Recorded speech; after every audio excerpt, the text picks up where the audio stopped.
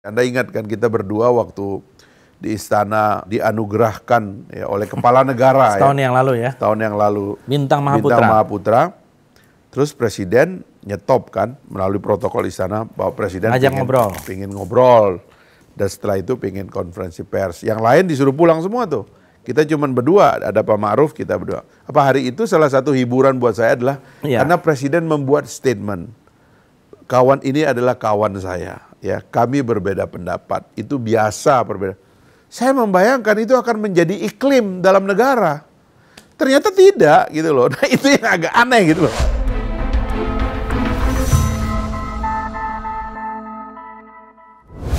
Assalamualaikum warahmatullahi wabarakatuh. Salam sejahtera untuk kita semua. Alhamdulillah kita bisa bertemu lagi di Fadli Zone Official. Kali ini bersama sahabat saya yang 10 bulan lalu juga pernah kita buat acara untuk ngobrol-ngobrol. Dan saya kira sudah waktunya mengundang lagi Saudara Fahri Hamzah. Atau kalau sekarang kan istilahnya Bung, ya, Bung Fahri Hamzah. Yang kini aktif sebagai Wakil Ketua Partai Gelora, Wakil Ketua Umum Partai Gelora, sebuah partai baru.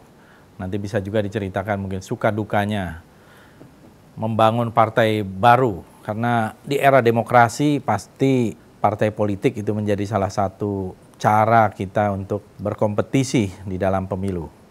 Namun sebelum itu saya juga dalam suasana kemerdekaan, kita supaya sharing nih Bung Fahri.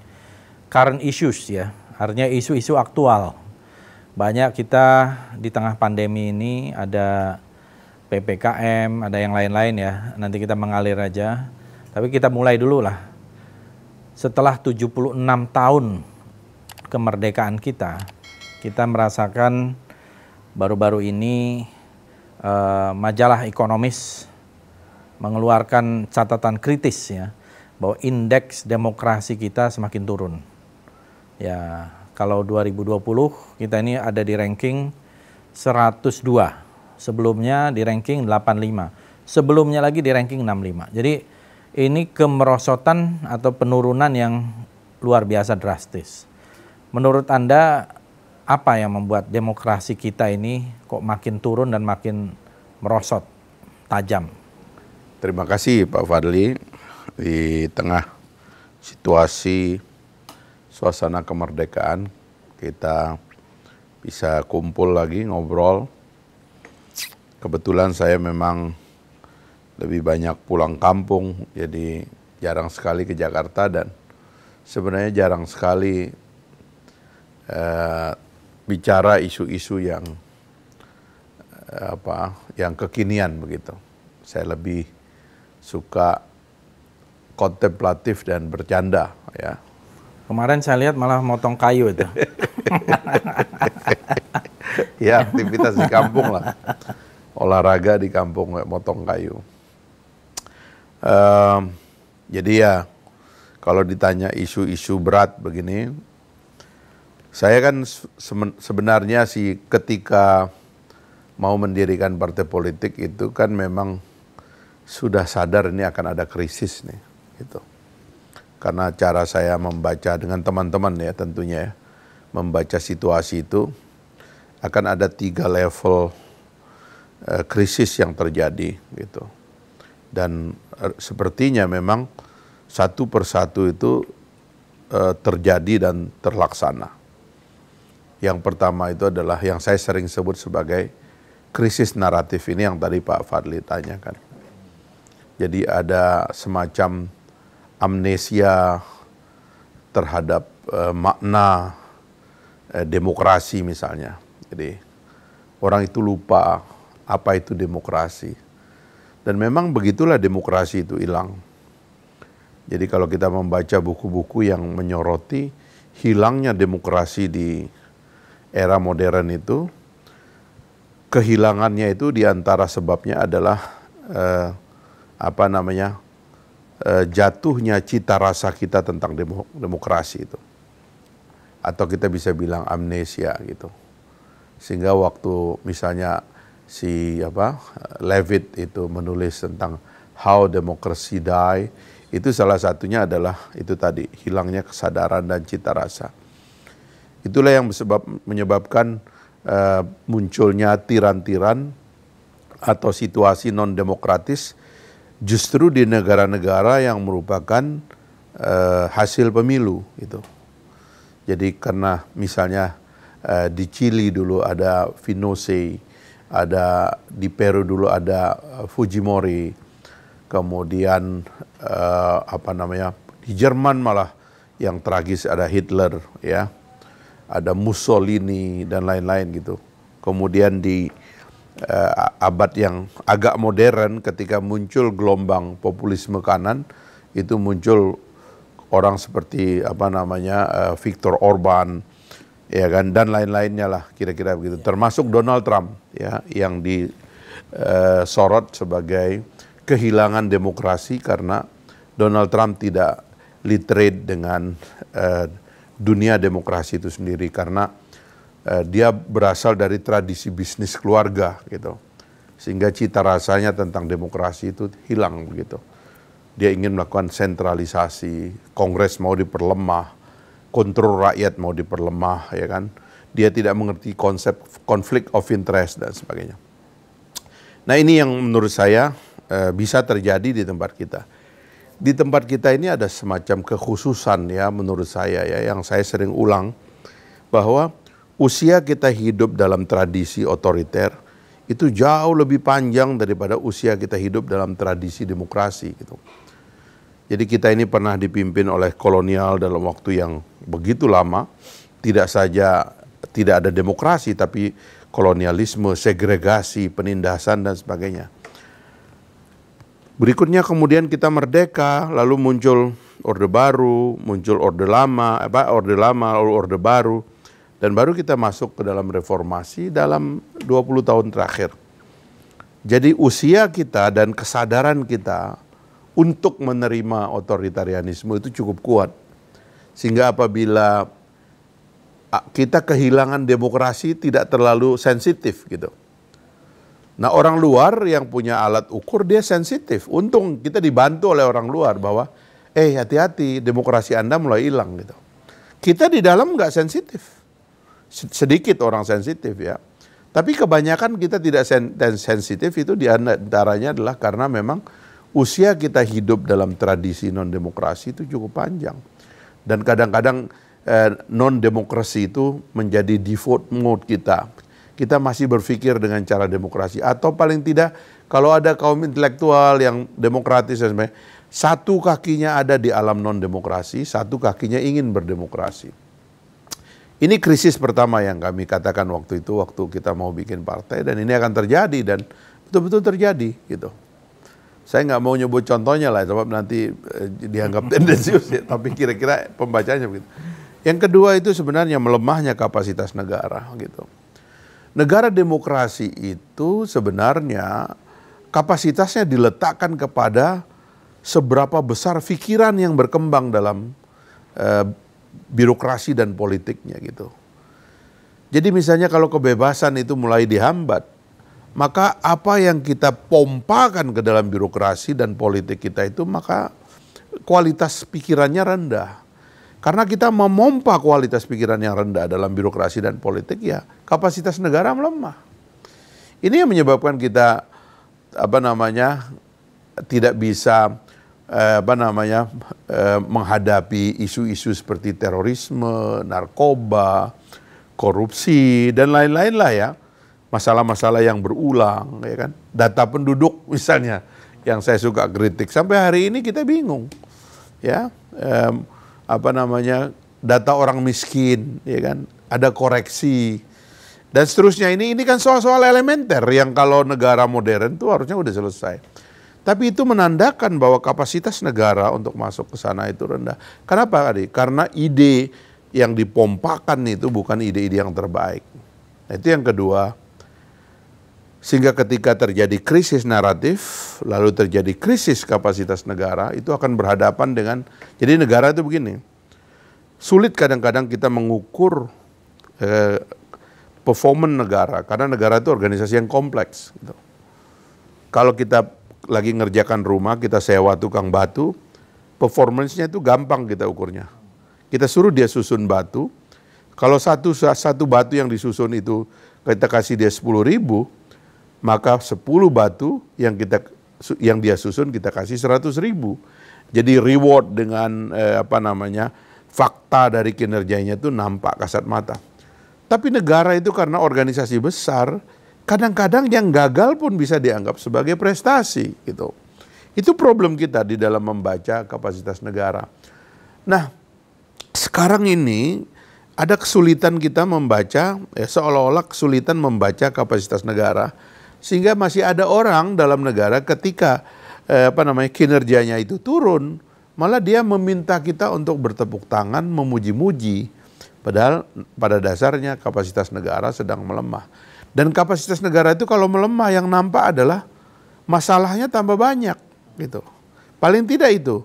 Karena kapasitas negara itu begini. Kalau kapasitas negara itu besar, kelihatan masalah itu tunduk kepada kapasitas negara. Tapi kalau kapasitas negara melemah, maka yang akan nampak besar adalah masalah. Kapasitas negaranya yang menciut. Begitulah kira-kira cara kita ngelihatnya. Nah yang ketiga, itu yang kemarin itu menjadi fondasi berpikirnya adalah leadership gitu. Demokrasi itu sistem yang memang memerlukan leadership yang sophisticated cara berpikirnya gitu. Makanya kan di dalam tradisi orang-orang bernegara demokrasi, mereka bukannya tidak paham bahwa suatu hari mungkin saja negara demokrasi yang memerlukan seorang filosof, seorang konseptor, seorang pemikir begitu, tiba-tiba tidak lahir seorang pemikir, tapi cara mereka adalah mereka mengatur satu sistem sedemikian rupa sehingga siapapun yang terpilih itu di-challenge menjadi orang yang pikirannya banyak, yang kapasitasnya besar, ya, yang leadershipnya memadai bagi running sebuah negara demokrasi. Nah, terjadi krisis gitu. Tadi itu cita rasa ya, termasuk akhirnya kan kapasitas kepemimpinan yang merosot. Nah, cara kita mengganti kepemimpinan dalam demokrasi ya cuman mendirikan partai politik. Itu sebabnya kami menyiapkan partai politik sebenarnya karena tiga hal ini akan menjadi persoalan, maka kita menyiapkan satu gelombang baru gitu yang memiliki kesadaran tentang tiga hal tadi itu. Kita harus mengoreksi narasi kebangsaan kita yang pada intinya negara ini perlu harapan gitu. Kita harus menoleh dari ketidakmampuan kita untuk berpikir besar kepada sesuatu yang membuat kita itu percaya diri dan bangga bahwa kita bisa menjadi pemenang. Kapasitas negara dan seterusnya lah kita siapkan melalui konsepsi berpartai politik, termasuk juga leadership. Leadership itu dalam demokrasi ya tidak ada cara lain, kita nggak bisa kudeta dalam demokrasi. Yang kita bisa lakukan adalah kalau itu disebut kudeta ya kudeta melalui pemilu. Kita harus menyiapkan pergantian kepemimpinan secara masif. Nah inilah tugas partai politik dan ini yang kita siapkan.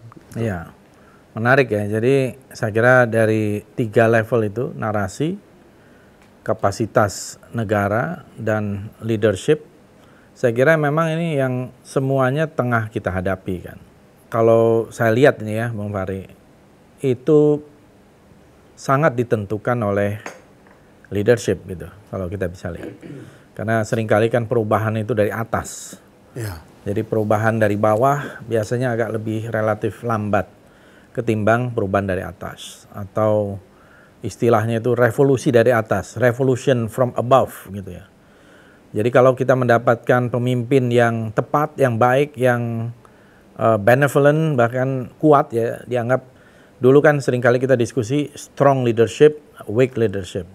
Strong tidak harus menjadi seorang diktator gitu. Tetapi bagaimana pemimpin ini akhirnya sangat mewarnai. Ya, kita lihat di banyak negara pemimpin yang kuat tidak harus menjadi seorang diktator atau seorang tiran, relatif berhasil gitu ya. Misalnya contoh Turki, contoh dengan segala macam juga kelebihan dan kekurangannya di Rusia, ya berhasil membawa satu situasi A kepada situasi B sesuai dengan. Nah, persoalannya sekarang kita di Indonesia ini menghadapi satu kenyataan atau realitas bahwa inilah yang ada. Hasil pemilu kita inilah yang ada. Hasil pemilu yang melahirkan pilpres, presiden dan wakil presiden, yang melahirkan gubernur, wakil gubernur, dan seterusnya, bupati, wakil bupati, dan seterusnya. Apakah kita masih bisa berharap ya kalau sistem demokrasi ini bisa menjadi sebuah pilihan untuk melahirkan pemimpin-pemimpin yang tepat atau correct leadership gitu. Karena pengalaman kita beberapa waktu seringkali bukan pemimpin yang ideal yang lahir dalam sebuah sistem yang dianggap demokrasi. Ya, atau demokrasi kita ini masih pura-pura demokrasi gitu. Gimana menurut Bung Arya? Ya, memang selalu ada akhirnya di dalam perjalanan dilema tentang kehadiran pemimpin dan kesiapan rakyat gitu. Dan ini ujian dalam perjalanan gitu, karena nggak bisa kita mengatakan pemimpinnya harus hebat dan terbaik, tapi sistem pemilihannya fragile sebenarnya kan. Kan sistem pemilihan demokrasi ini sebenarnya itu paling rawan dia gitu. Karena sistem one man one vote ya kan, setiap orang suaranya sama, itu sebenarnya fragile gitu. Dan fragile-nya itu kan pada akhirnya justru karena metodenya itu sangat primitif gitu. No debate gitu. Orang masuk ke ruang rahasia lalu nyoblos di situ. Itu kan sebenarnya cara yang paling primitif dalam mentransaksikan suara rakyat yang suci itu kan begitu. Karena dia primitif inilah kadang-kadang kemudian. Tapi kan itu dulu termasuk Anda yang memperjuangkan juga kan? Oh iya, jadi di dalam amandemen. Karena maksudnya kita tidak percaya bahwa oligarki akan para pemimpin pada masa itu dalam transisi akan mendesain sesuatu yang berasal dari bawah gitu.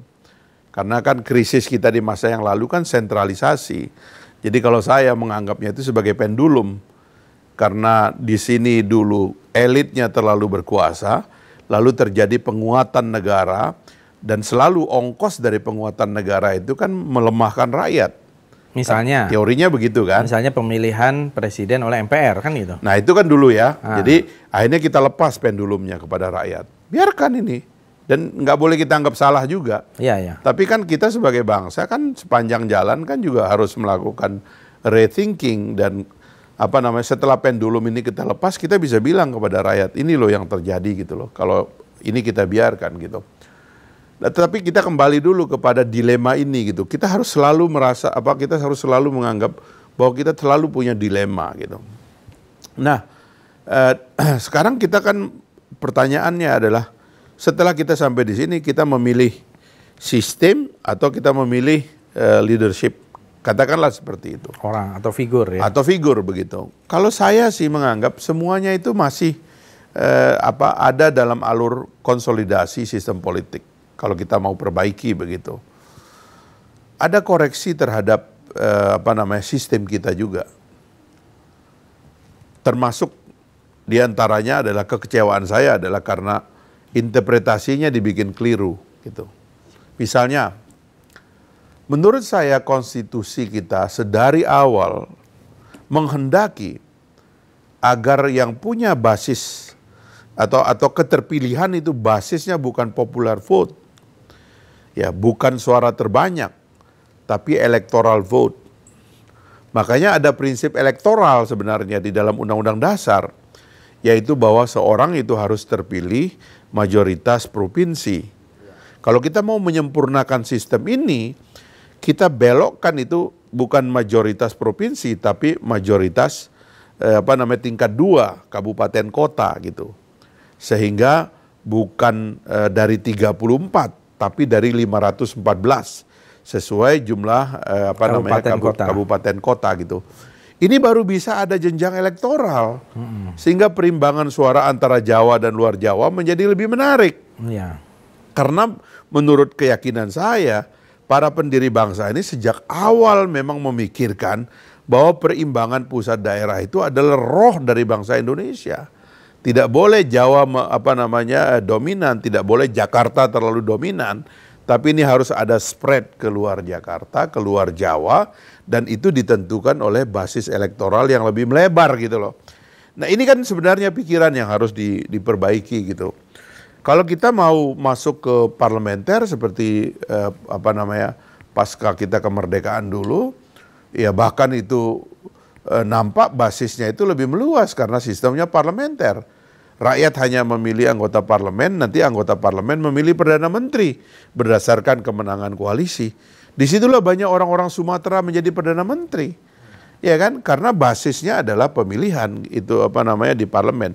Nah kalau misalnya sekarang sayang sekali nih diskusi gagasannya kurang menonjol, tapi yang menonjol adalah keinginan memperpanjang kekuasaan, keinginan menarik kewenangan itu ke MPR dan sebagainya. Padahal kalau diisi kontennya ini menarik karena ini adalah mandat daripada Founding Father juga gitu. Misalnya MPR sebagai metode yang mix antara parlementer dengan presidensial begitu misalnya. Sehingga kita bisa punya presiden, kita aktifkan kembali sistem mandataris. Kita anggap aja sistem mandataris itu sebagai elektoral gitu loh. Dan di situ sebenarnya ada mandat untuk mengusulkan agar pemilihan anggota DPR paling tidak, kalau elektoral pemilihan anggota DPD itu provinsi, maka harusnya elektoralnya anggota DPR itu adanya di kabupaten kota. Ini sebenarnya cara kita menyiasati keadilan dalam pemilihan. Tapi siapa yang terpilih, ideal apa tidak, memang selalu menjadi ujian. Karena itu memang dalam sistem demokrasi, orang atau presiden bukan segala-galanya. Dia harus disiasati adanya check and balances system. Di antara sistem itu harus bisa saling mengecek dan menguji gitu. Sehingga kalau ada kesalahan pada eksekutif, dia akan dikoreksi. Tidak saja oleh cabang kekuasaan yang lain, tapi bahkan oleh kebebasan rakyat gitu. Nah coba kita lihat nih contoh demokrasi Amerika yang kita lihat matang begitu. Donald Trump itu jelas dia melakukan penyimpangan dalam dalam tradisi demokrasi. Terlalu banyak yang dia lakukan itu menunjukkan bahwa dia nggak paham sebenarnya the idea of democracy dan juga sebagiannya mungkin the idea of America gitu loh. Tentang kebebasan sipil juga termasuk tentang check and balances, tentang minority right dan sebagainya, itu hal-hal yang substansial dalam Federalist Paper-nya orang Amerika. Tapi coba lihat cara bangsa Amerika melakukan koreksi.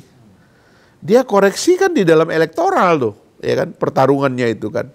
Akhirnya Joe Biden itu sebagai alternatif itu diberikan kesempatan untuk melakukan koreksi gitu. Coba lihat mereka kalau rutin tuh. Kalau presidennya itu orang Demokrat, nanti biasanya Kongres dimenangkan oleh kaum Republik. Jarang sekali presidennya Republik, parlemennya itu Republik juga atau Demokrat dan Demokrat. Tapi selalu check and balance. Sebenarnya itu menciptakan dinamika. Dinamika nggak boleh stuck. Karena satu bangsa harus terus berpikir. Kebebasan harus dijaga karena dia adalah sumber dari inspirasi untuk memperkaya kita dan membuat kualitas kebijakan publiknya itu makin tinggi. Nah ini yang di Indonesia sebenarnya itu belum ada, belum terjadi dengan baik. Sayangnya sebelum ini terjadi dengan baik, kaum intelektualnya terhambat untuk berdiskusi. Para pakar yang sebenarnya kita anggap dulu raksasa-raksasa, ketika masuk ke dalam kekuasaan ternyata tumpul. Ya kan? Orang-orang hebat yang masuk ke dalam politik dan kekuasaan ternyata tidak menyumbangkan substansi pikiran-pikiran yang baik ini. Jadi bukan mengubah dari dalam, tapi malah dia yang diubah di dalam gitu, kira-kira begitu. Nah ini menurut saya sih ini aja yang kita perlu. Tapi begini yang menarik tadi ya. Pengalaman kita dalam berdemokrasi ya, parlementer itu tahun 45 sampai tahun 49 diteruskan pada masa RIS walaupun hanya kurang dari 1 tahun. Kemudian masa kita mempunyai undang-undang dasar sementara tahun 50 sampai tahun 59 kita juga mempunyai sistem demokrasi parlementer yang juga sering disebut sebagai demokrasi liberal. Jadi kurang lebih 14 tahun kita mempraktekkan satu demokrasi parlementer. Dan relatif seperti yang Bung Fahri katakan tadi, banyak tokoh-tokoh daerah yang muncul di situ. Dan terasa sekali bahwa Indonesia itu bukan hanya milik dari sekelompok orang, kelompok suku mayoritas, tidak. Tapi terbagi, terdistribusi, dan relatif merata, kesempatannya juga merata. Apakah demokrasi parlementer lebih baik dari sistem yang kita anut presidensil ini? Yang jelas demokrasi parlementer itu lebih dinamis. Ya. Soal lebih baik atau tidak, kadang-kadang itu dikaitkan dengan sejarah dari bangsa itu, tradisinya gitu. Tapi ada nggak misalnya, coba kita lihat ya, kebanyakan yang sistem parlementer hampir semuanya dinamis. Ya, terakhir ini Malaysia, Muhyiddin Yassin dipaksa mundur oleh keadaan dan akhirnya baru terpilih. Ya, kemarin ini Ismail Sabri. Jadi check and balance itu berjalan dengan, walaupun dia sistemnya adalah kerajaan. Mungkin itu salah satu juga contoh bahwa di mayoritas negara yang demokrasinya parlementer relatif lebih terakomodasi, sementara yang presidensil itu sangat rawan terjadinya satu situasi abuse of power gitu. Ya dulu sebenarnya Malaysia pernah stuck di meskipun parlementer tapi stuck dia oleh berkuasanya oligarki juga gitu. Dan kemudian mereka melahirkan instrumen-instrumen kontrol terhadap oposisi seperti International Security Act itu ISA, yang dipakai untuk mengontrol oposisi. Sebenarnya kalau kita ada satu tulisan dari Scott Manwaring tentang bagaimana mengkombinasikan antara sistem pemerintahan dengan sistem pemilihan gitu. Jadi kalau kata Scott Manwaring itu dia bilang presidensialisme itu idealnya dengan simple partai politik dengan jumlah yang terbatas gitu. Makanya Amerika dianggap itu contoh yang paling baik. Karena dengan sistem dua partai mayoritas besar itu, akhirnya presidensialismenya itu terkonsolidasi secara sempurna gitu. Dan tradisi berpikirnya itu memang berkumpul di dalam dua partai. Jadi Amerika terdiri paling tidak dari dua ide besar. Ide kaum republik, itu kan, yang berpikir tentang heroisme Amerika, dan ide liberal yang berpikir tentang universalisme, kan kira-kira begitu. Nanti turun dia kepada kebijakan ekonomi, kebijakan sosial dan sebagainya. Nah, tetapi menariknya adalah karena mereka milih presidensialisme, lalu kemudian kamar inti, meskipun mereka juga punya calon independen ya, kamar inti di parlemennya juga, di kongresnya itu juga dua, sehingga itu ideal tadi, seperti yang saya katakan itu. Kalau presidennya republik, parlemennya atau kongresnya itu demokrat ya, dan seterusnya lah kira-kira gitu. Jadi ideal tuh check and balancesnya. Terus bangsa-bangsa lain juga banyak itu yang di-studi memang kalau dia presidensialisme partainya banyak biasanya agak kacau gitu.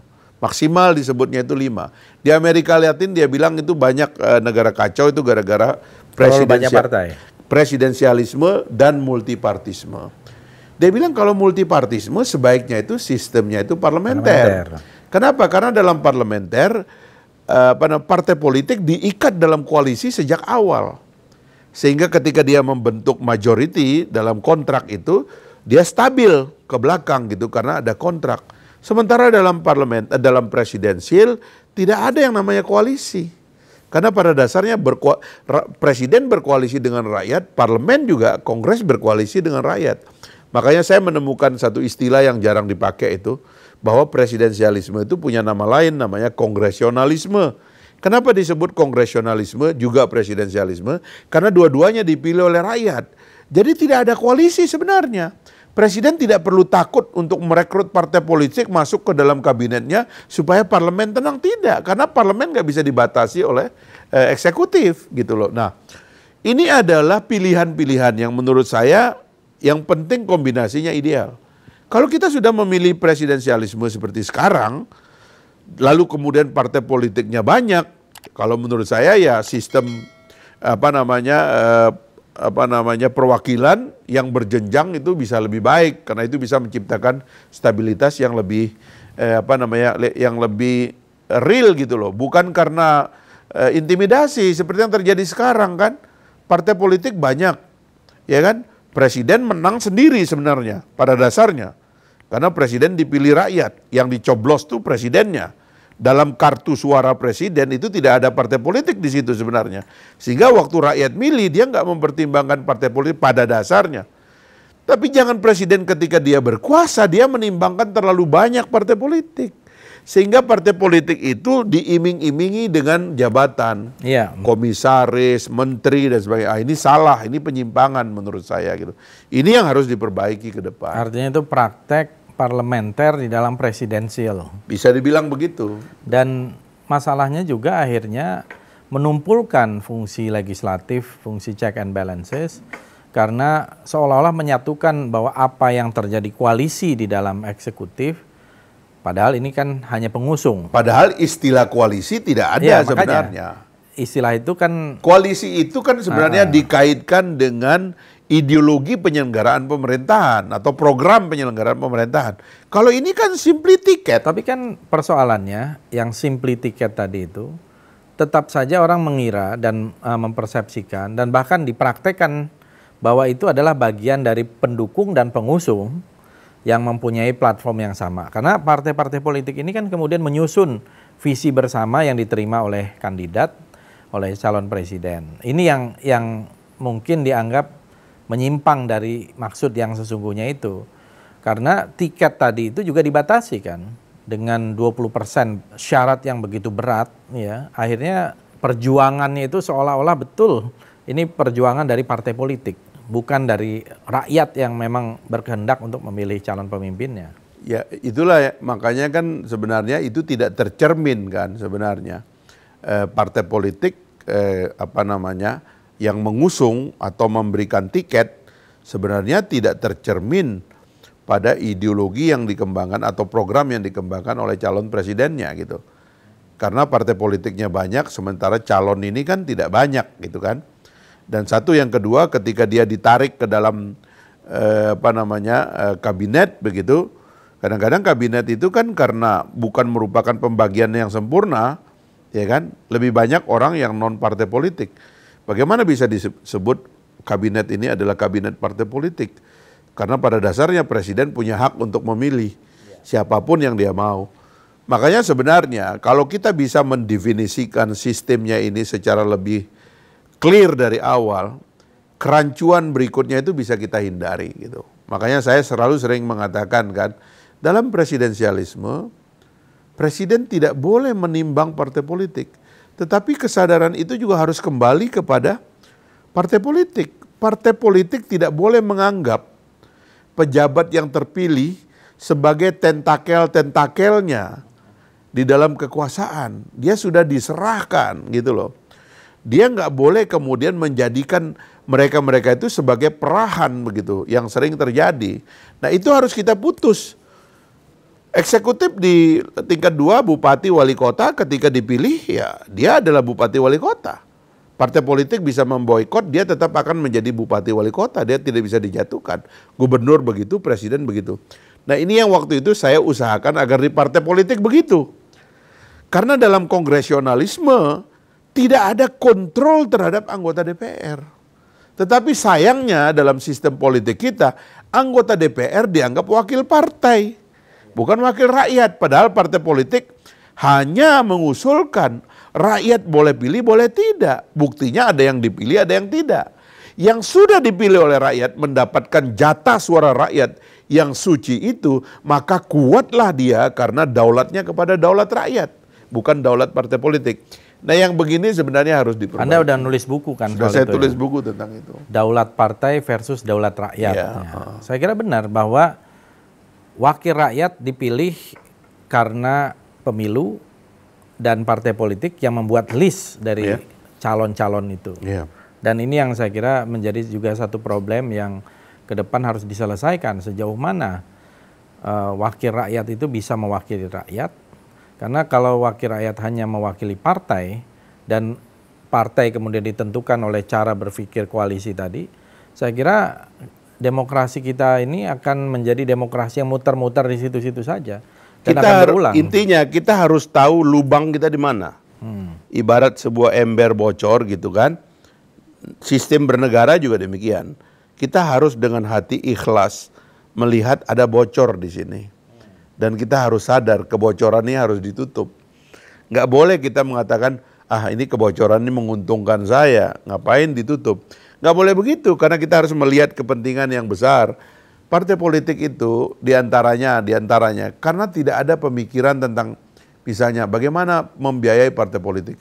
Ini kan nggak pernah tuntas dan nggak pernah berani diomongkan. Akhirnya partai politik menganggap bahwa cara saya cari uang adalah saya menternak para kandidat ini. Saya bahkan dari awal, saya memeras para kandidat ini dan setelah terpilih nanti saya berternak dia gitu loh. Saya pakai kekuasaan dia untuk mengumpulkan kekayaan partai politik. Nah ini yang menurut saya lubang yang harus kita tutup dan harus sadar bahwa ini memang harus kita selesaikan. Sebenarnya kita udah tahu duduk persoalannya kan.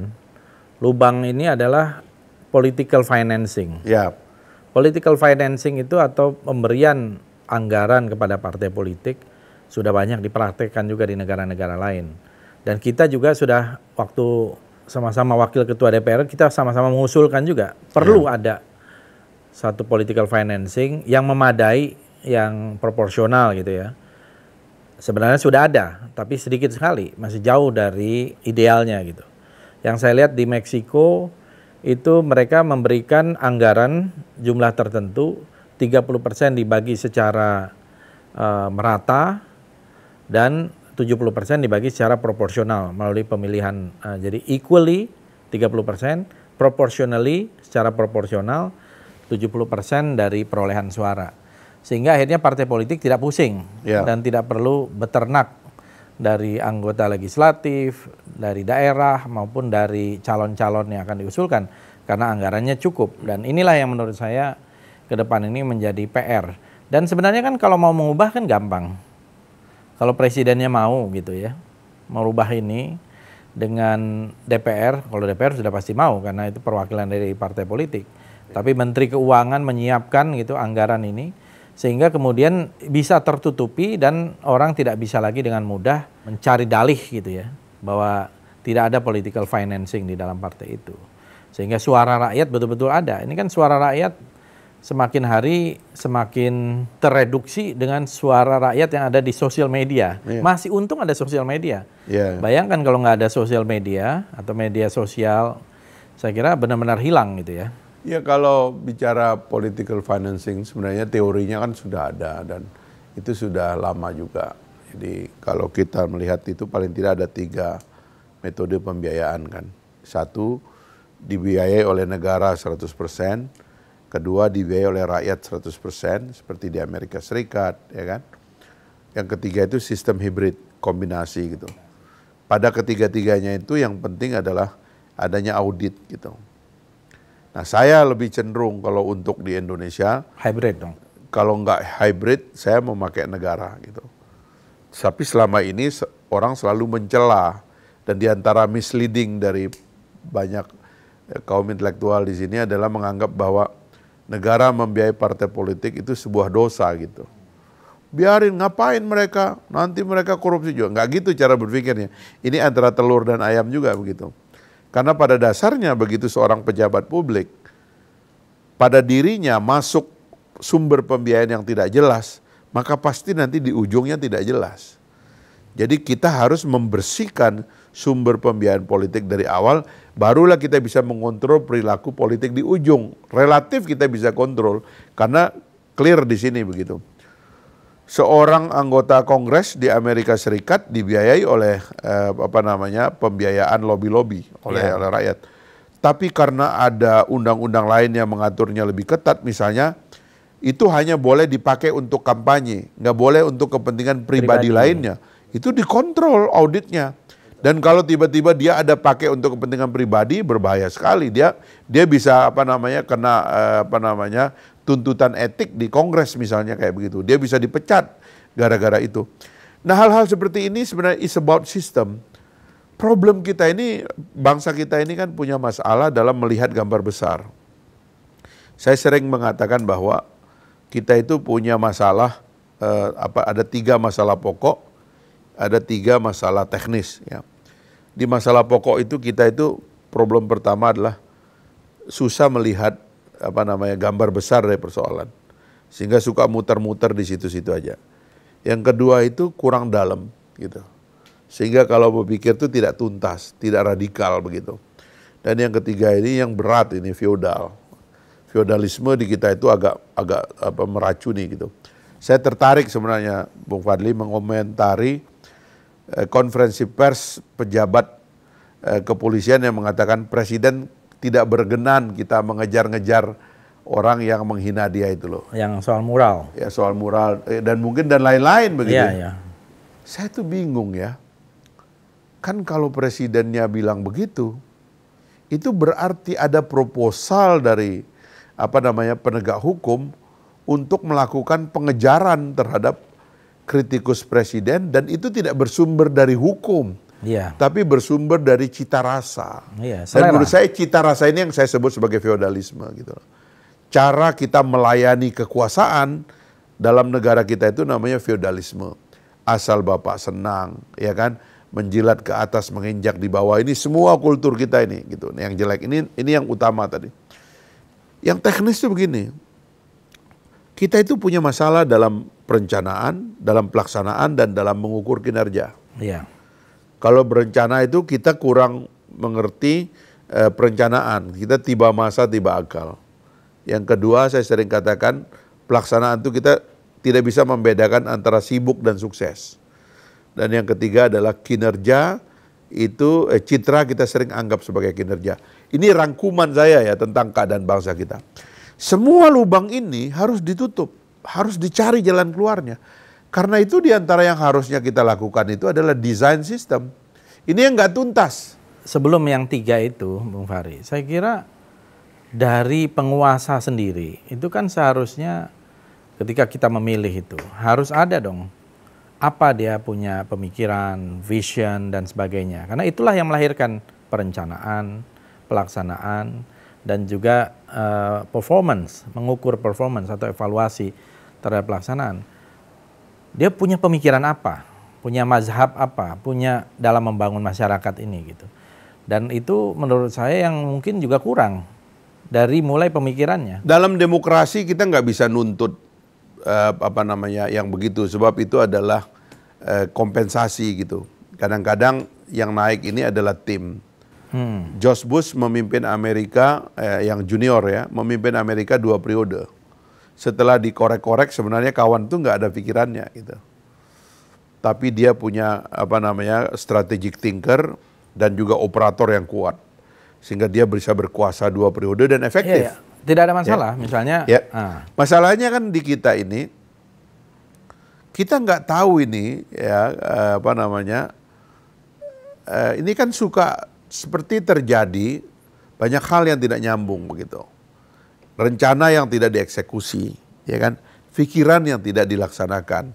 Keinginan ideal misalnya, presiden ingin jangan dong digituin oposisi. Anda ingat kan kita berdua waktu di istana dianugerahkan ya, oleh kepala negara setahun yang lalu ya. Tahun yang lalu Bintang Mahaputra. Bintang Mahaputra. Terus presiden nyetop kan melalui protokol istana bahwa presiden pengen ngobrol dan setelah itu pengen konferensi pers. Yang lain disuruh pulang semua tuh. Ya, kita cuma berdua, ada Pak Ma'ruf, kita berdua. Dan yang menarik itu kan karena presiden membuat statement yang menurut saya tadinya berpikir, ya makanya kan salah satu hiburan karena kita juga dikritik gara-gara mau menerima Bintang Mahaputra itu, malam itu, hari itu salah satu hiburan buat saya adalah karena presiden membuat statement, kawan ini adalah kawan saya, ya kami berbeda pendapat, itu biasa berbeda. Saya membayangkan itu akan menjadi iklim dalam negara. Ternyata tidak gitu loh. Nah, itu yang agak aneh gitu loh. Enggak jadi iklim tapi sebentar. Pada beberapa jam. Iya sebentar, gampang. Nah, lagi-lagi kembali feodalisme lagi. Artinya cara orang mempersembahkan sesuatu kepada kekuasaan, memberikan upeti kepada kekuasaan, ini yang berbahaya menurut saya dalam tradisi kita. Jadi salah satu cara mungkin ya, kalau bahasa yang lain nih, supaya pemirsa ini juga bisa memahami gitu, yang dimaksud oleh Bung Fahri ini, feodalisme itu telah membuat, ya termasuk yang berada di lingkungan presiden atau birokrasi dan lain-lain, itu mencari cara bahwa dia loyal, bahwa dia bekerja dengan hal-hal yang sebetulnya bukan bagian dari mereka gitu ya. Tapi ya mungkin bahasa kasarnya menjilat lah gitu ya. Bahasa yang mudahnya biar orang mengerti. Ini orang-orang ini pada menjilat kepada presiden supaya kelihatan bahwa dia itu membela, bahwa dia itu mengangkat ya pemimpinnya. Padahal belum tentu juga presiden seperti itu. Dan kalau begitu ya pasti salah, presiden pasti salah. Tapi kalau sebenarnya sudah ada sinyal bahwa presiden tidak memberikan ruang bagi orang yang membuat mural dan sebagainya, harusnya tanggap ya. Tetapi aparat dalam hal ini ya sebelum ada kata dari presiden, seperti Bung Fahri mengatakan tadi, seolah bekerja di luar hukum, seolah bagian dari persembahan selera. Ini loh, saya membela presiden gitu loh. Padahal presiden juga nggak merasa apa-apa. Nah, ini menurut saya satu hal berita gembira gitu ya. Jadi masalah mural ini meskipun kelihatannya kecil, tapi ini kan puncak gunung es. Kenapa demokrasi kita ini makin turun, makin merosot, makin nyungsep gitu ya. Gara-gara feodalisme ini yang saya mau elaborasi. Ya itu sebenarnya ini ada satu analisis yang menarik yang kita perlu baca ya, karena apapun kan Pak Jokowi masih akan memimpin 2001, 2002, 2003, 2004 ya, 3 tahun mungkin. Yang penting jangan sampai tambah 3 tahun lah. Ya kira-kira itu merusak konstitusi. Kalau kita membaca ini, itu yang saya sayangkan gitu. Pak Jokowi ini kan sebenarnya kalau dilihat kan sebenarnya ingin dibela sebagai orang yang memang merepresentasikan sesuatu yang dalam tanda petik ideal bagi demokrasi. Cuman membela sesuatu yang ideal bagi demokrasi itu memang memerlukan kecanggihan. Dan itu yang saya tidak melihat ada yang canggih dalam membuat pembelaan itu. Karena membela seorang pemimpin dalam demokrasi itu pakai pikiran. Iya, iya. Tapi akhirnya kan dibela pakai kekuasaan. Ini yang sangat disayangkan gitu. Jadi misalnya saya sering ya, kalau kita mengeksplor kemauan Pak Jokowi, mungkin kemauan itu spontan, ya. Ya seperti yang tadi saya ungkap waktu dia pidato, waktu dia konferensi pers pada hari Bintang Mahaputra itu. Kan itu harusnya dieksplor bahwa ini maunya presiden loh. Kita maunya demokrasi. Nggak boleh ada penggunaan pasal-pasal yang tidak-tidak. Bahkan saya tuh pernah ada waktu gitu ketemu presiden memberikan masukan tentang ITE kan. Karena saya bilang, Pak, Bapak tahu nggak ITE ini Pak? Saya bilang, ITE ini membuat Bapak menjadi para pihak dalam pertengkaran rutin rakyat, saya bilang gitu. Dan korbannya udah berapa banyak? Dan saya bilang, apa wajar Pak ya kalau ada orang di dunia maya sana yang 24 jam itu tidak tidur, ada orang bertengkar, tapi itu selalu Bapak ada dalamnya, para pihak.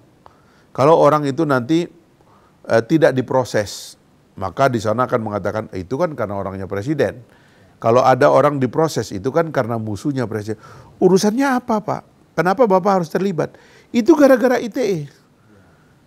Setelah itu ada beberapa minggu begitu, lalu presiden membuat statement yang keras sekali.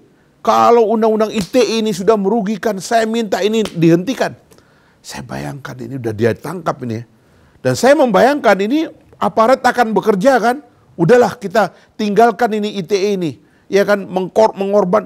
Ternyata enggak, didramatisir bahwa ITE ini penyelamat republik dan penyelamat kepemimpinan gitu. Oleh para buzzer. Oleh para macam-macam lah. Ya termasuk juga istilahnya para politisi yang harusnya punya kewenangan. Bayangan saya waktu itu kan mengusulkan perpu aja kepada presiden. Karena begitu pasal tentang adu mengadu selesai, tenang republik. Ada yang lain-lain gitu ya. Pak Jokowi itu kan merampas semua simbol-simbol kekuasaan lama dari dirinya. Dia nggak pakai bintang, ya kan? Pakai baju putih, pakai sepatu cat, ya kan? Sesuatu yang sebetulnya yang awal sebelumnya kita nggak pernah lihat tuh, ya kayak begitu. Dan balihonya di mana-mana waktu itu. ini soal ada baliho harganya, enggak maksud ada harganya. ya, ya itu maksud Di saya awalnya, iya. sampai hari ini Pak Jokowi itu kan melucuti itu gitu. Kalau saya akan menuturkan kepada birokrasi bahwa kekuasaan tuh tidak kekuasaan itu tidak boleh angkuh. Kekuasaan itu tidak boleh dibikin seram-seram. Jangan kalian taruh instrumen-instrumen untuk menakutkan, sebab presiden kalian sendiri melucuti instrumen itu supaya kita menjadi biasa dalam demokrasi bahwa seorang presiden adalah pelayan. Kan interpretasi itu yang harus dibuat, tapi orang tidak. Tetap dengan gayanya itu, pengen membuat presiden angker dengan banyak menangkap orang, dengan nakut-nakutin orang. Udah gitu orang ditangkap cuma diajak nego. Nah ini ada kekeliruan begitu loh. Nah ini yang saya bilang. Demokrasi memerlukan pikiran yang besar, pikiran yang kuat. Dan rasanya ada absen pikiran, terutama dari para penterjemah presiden sekarang ini. Sehingga presiden kasihan tuh. Jadi yang salah presidennya atau penerjemahnya? Nah, ini misalnya satu contoh. Ini yang lain lagi. Untuk mengetahui betapa peliknya persoalan ini. Ada orang membela presiden dengan cara menangisi bahwa presiden itu kurus ya. Padahal dari dulu udah kurus. Dan lain-lain lah ya. Kita mau kurus nggak bisa-bisa. Gak, maksud saya, cara kita membela presiden dalam demokrasi itu memang harus dengan ide. Tidak bisa kita membela presiden dalam demokrasi itu dengan keibaan, karena itu nggak boleh. Seorang presiden dalam tradisi demokrasi itu, ya bahkan juga presiden secara umum, orang tuh nggak boleh nampak lemah. Gitu. Orang tuh harus nampak kuat, karena dia harus menjadi harapan bagi banyak orang. Tapi pada saat yang sama, dia juga nggak boleh menggunakan kekuasaan. Apalagi kekuasaan untuk menindas rakyat gitu loh. Dia justru harus menggunakan kekuasaan itu untuk menunjukkan kasih sayangnya kepada bangsanya, kepada rakyatnya. Nah jadi misleading ini menurut saya, something wrong with the system. Jadi ada imbalance di dalam sistem, dan menurut saya itu adalah PR dari generasi yang akan datang, yang akan memimpin, yang harus memfixkan ini dalam 3 level yang saya katakan. Ada problem naratif, ini ada kegalauan kolektif para elit, ada kapasitas negara yang melemah gitu ya secara umum, dan ada leadership yang kurang memahami alam pikiran dari demokrasi kita, sehingga itu bisa mengancam tradisi demokrasi di masa yang akan datang. Nah ini kita bicara di tengah pandemi COVID ya Bung Fahri. Ini kita belum menyinggung soal pandeminya. Sudah lebih dari sejam ya kita ya? Iya, masa? Sudah 20 bulan ya, sudah 20 bulan nih. Ini sesi terakhir. Sudah 20 bulan kita berada di tengah pandemi. Dan salah satu puncak pandemi itu di bulan Juli kemarin, dan kemudian Agustus kita masih berlangsung sekarang ini. Di situ kan bisa kelihatan bagaimana kepemimpinan. Ya. Yang saya agak heran itu kenapa kok tidak langsung presiden memimpin, tapi menyerahkan kepada salah seorang Menko yang tugasnya adalah investasi, sehingga memberikan satu message yang mungkin bisa keliru kepada masyarakat. Nah, di situ juga bisa kita lihat manajemen di dalam proses ini menunjukkan bahwa kita ini solid atau tidak, dan bagaimana juga himbauan-himbauan dari atas untuk kebersamaan, soliditas dan lain sepertinya bergaungnya kecil sekali ke bawah, ke masyarakat. Ada perasaan distrust, ada perasaan di masyarakat juga kita disuruh gotong royong, terus yang di atas ngapain, kira-kira gitu. Gimana Anda melihat itu? 100 hari pemerintahan Jokowi itu saya sudah membuat catatan yang cukup berdasar reflektif ya terhadap 5 tahun kepemimpinan sebelumnya gitu. Saya mengatakan bahwa presiden itu perlu memperkuat beberapa hal ya. Pertama dapur ya, tukang masak gitu. Karena presiden itu bukan Superman, dia tidak harus mengerti semua hal gitu. Presiden itu sebenarnya bukan orang yang paling cerdas, tetapi presiden itu adalah orang yang dipilih rakyat. Karena dia sudah dipilih oleh rakyat, kita harus asumsikan dia cerdas. Karena itulah dia harus ada perangkat yang memastikan bahwa dia nanti akan cerdas. Dapur ini tugasnya adalah presiden tuh nggak boleh salah, bahkan tidak boleh kelihatan salah gitu, karena ada dapur yang kuat. Nah, saya kira ini ada problem dalam penataan dapur. Dapurnya kan banyak. Ya itu tadi Ada kan, seknek, ada sering salah data, BKSA, sering salah waktu, ada sekap, seknek, sekap, KSP. jadi sering salah data, sering salah waktu, sering salah tempat gitu. Itu nggak boleh itu ya.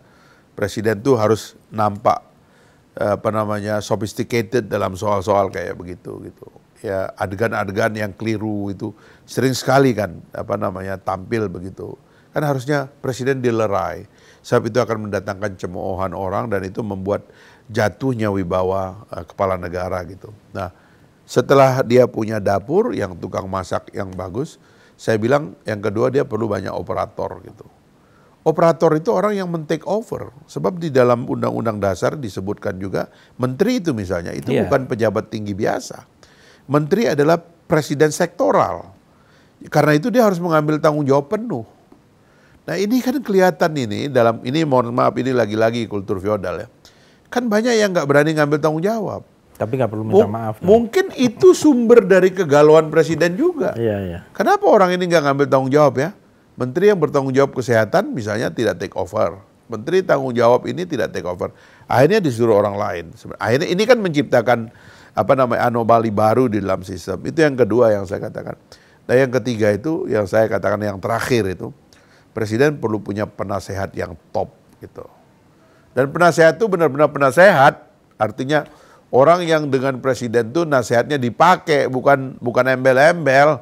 Ini kan banyak yang lapor kayak penasehat tapi sebenarnya nggak dipakai. One team press misalnya. Umumnya saya mengatakan memfungsikan wapres. Ya. Itu penting betul karena waktu rakyat milih paket ini gitu loh, rakyat tuh lihat ini ideal gitu loh. Ini ada ulamanya ya kan, ini ada umaroknya kan kira-kira begitu. Ini kalau blended ini, yang ini menjadi penasehat bahkan penasehat spiritual, ini akan jalan dengan baik. Nah pemfungsian sistem ini sebenarnya yang diperlukan ini sebagai cara kita untuk menghadapi persoalan. Tapi kalau ini nggak difungsikan dan mungkin juga presiden nggak paham, harusnya tetap ada yang mengatur supaya ini berfungsi. Nah ini yang menurut saya PR ya dalam 3 tahun lebih mungkin sisa pemerintahan, yaitu harus diselesaikan. Terutama sekarang kapasitas kita nampak dalam pandemi ini gitu. Negara kan diuji, bahkan ujiannya itu kan hampir privat gitu. Ya untung alhamdulillah Pak Jokowi termasuk kepala negara yang nggak pernah kena COVID, ya kan? Donald Trump pernah kena COVID, Boris Johnson pernah kena COVID, bahkan ada katanya wakil presiden di mana kena COVID meninggal dan sebagainya. Artinya Pak Jokowi nggak kena attack, tetapi struktur pemerintahan, efektivitas jalannya negara itu kan kena attack. Nah ini yang harusnya menjadi ujian karena COVID menguji semua negara. Kita akan keluar sebagai pemenang akan tidak, hari-hari ini ujiannya. Apakah kita efektif menghadapi ini atau tidak? Ini perlu seluruh energi dikumpulkan. Nah ini yang saya kan waktu itu sejak awal kami sendiri di Partai Gelora mengusulkan rekonsiliasi. Tapi rupanya narasi kontroversi dan bertengkar gitu ya, bersengketa itu nggak berhenti. Nah saya belakangan baru menyadari, kalau kita serahkan ini terutama ini dosanya Undang-Undang ITE ini. Kalau kita serahkan pertengkaran itu di media sosial, ketahuilah bahwa algoritma media sosial itu memang didesain untuk melanggengkan pertengkaran. Karena tanpa pertengkaran media sosial mati, iklannya hilang. Nah ini yang kadang-kadang kita nggak sadar bahwa kalau kita bertarung di ruang sosial media dengan menggunakan Undang-Undang ITE, itu artinya kita makan ini maunya industri sosial media, algoritma pertengkaran. Ada penelitian kan yang Zuckerberg ditanya di Kongres Amerika Serikat itu tentang flat earth itu. Kok di Amerika banyak penganut bumi datar. Dari mana? Ternyata flat earth itu didesain oleh sosial media supaya ada pertengkaran di media sosial. Ternyata itu, ya, jadi memang kita nih sedang diadu domba dan kita sadari. Tapi harus dikoreksi juga. Ruang sosial media itu jangan sampai justru nanti direduksi juga gitu loh. Yang paling penting kan bagaimana platform-platform ini adalah sekarang ini menjadi semacam e-demokrasi gitu ya, dengan bertanggung jawab gitu. Saya melihat ruang-ruang atau katup-katup ini tidak terbuka yang berada di jalur-jalur formal dan mainstream.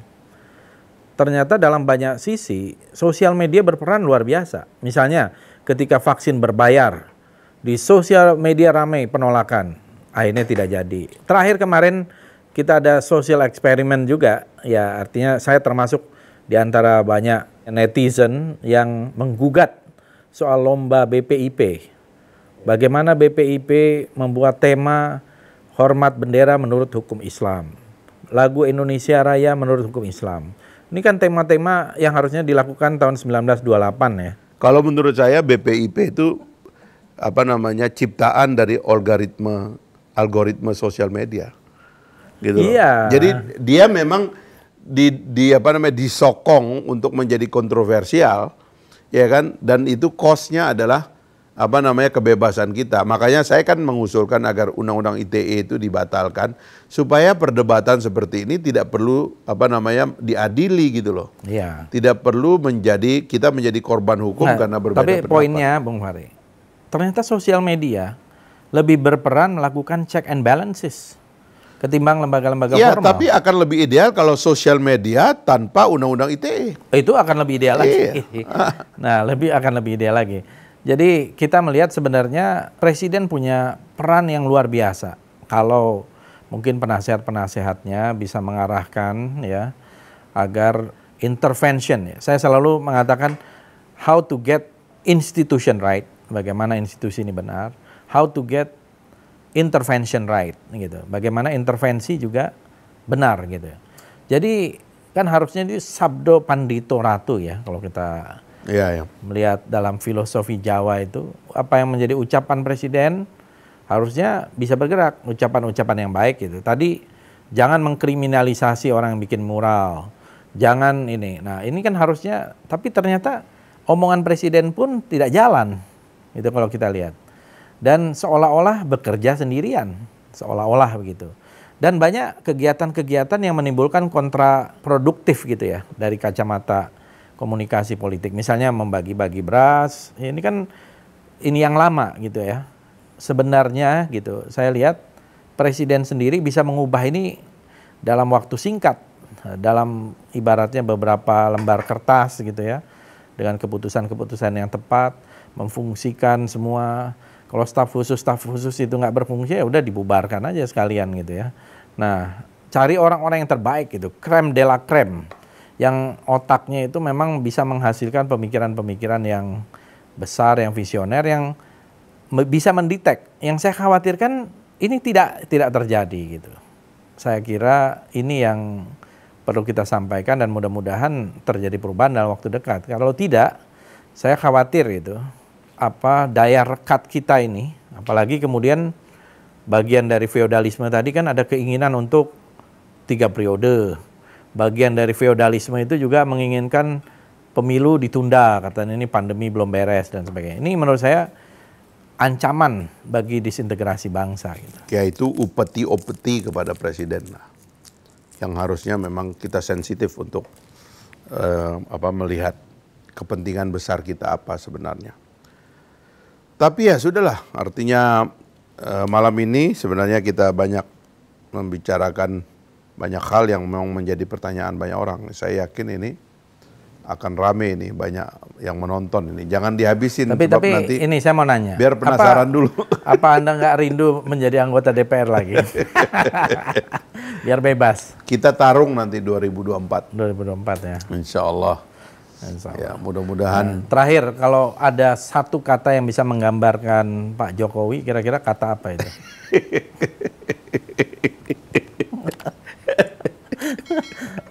Pakai bahasa apa ini bagusnya? Ya pakai apa? Bahasa apalah. Ya. Kalau saya melihat Pak Jokowi itu Enggak, satu kata aja. Jangan dideskripsikan. Ya, pakai kata ya untuk menggambarkan itu. Untuk kepentingan publik, kita mengatakannya itu sayang sekali gitu. Oh, Itu kepentingan publik. sayang sekali ya. Ya. Saya kira saya setuju juga itu. Iya. Sayang sekali. Termasuk saya pakai itu kata itu waktu kemarin saya nge-tweet, sayang sekali Presiden kok tidak mengucapkan bela sungkawa dan permintaan maaf atas wafatnya 120.000 warga negara kita di saat pandemi. Itu publik tadi. Kalau pribadi saya bilang kasihan. Iya, itu juga. Ini menunjukkan bahwa Bung Fahri ini punya ikatan emosional dengan Pak Jokowi ya. Bukan. Anda juga sebenarnya. Ini kan tentang cara mengungkapkan cinta aja kan. Ya kan? Ya, saya kira bagus itu. Kasihan dan sayang sekali gitu ya. Terima kasih Bung Fahri. Ini saya pakai Bung karena anjuran kan. Dan itu kata yang benar gitu. Mudah-mudahan dialog diskusi kita ini bisa mencerahkan ya, terutama para pengambil keputusan, para pengambil kebijakan di eksekutif terutama ya, dan di partai Kalau politik. legislatif udah nggak bisa diandalkan. Ya harus menunggu reformasi lagi. Terima kasih. Mudah-mudahan kita selalu diberi kesehatan. Amin. Dan tetap menjaga kesehatan kita sesuai dengan protokol kesehatan kita ya, untuk menghindari pandemi ini, dan mudah-mudahan pandemi kita ini bisa segera berakhir. Assalamualaikum warahmatullahi wabarakatuh.